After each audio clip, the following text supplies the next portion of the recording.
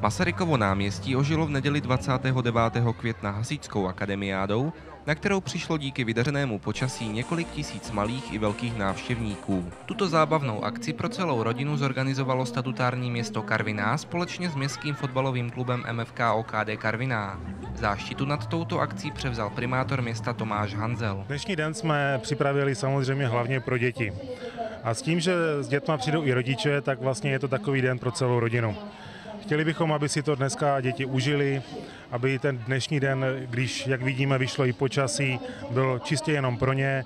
My jsme se snažili jim vytvořit program, který bude velmi zajímavý.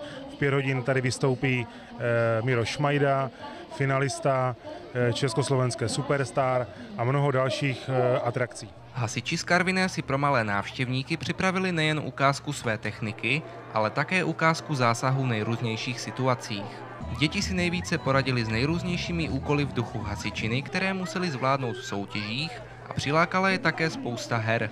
No tam mně se tady nejvíc líbí ty soutěže tady na tom. My jsme teďka přišli, ale je tu sranda, hodně velká. Mně se tady líbí docela dost. Mně taky. Mně se tady líbí ten úkol s toho fotbalistou. Líbí se mi to tu, ale aspoň, že si to tu užiju, no.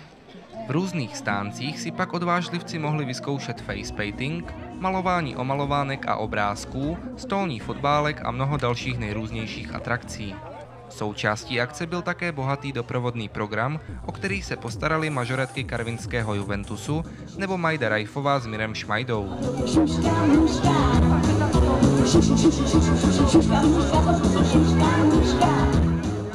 Celý tento zábavný den pro celou rodinu si pochvalovali nejen děti, ale také rodiče. Tak jo, aspoň něco pro děti, no. Přes víkend, nenudí se, pěkné počasí. Tak určitě je to pro ty děti pěkné, takové zpříjemnění odpoledne, takže mě to líbí hodně.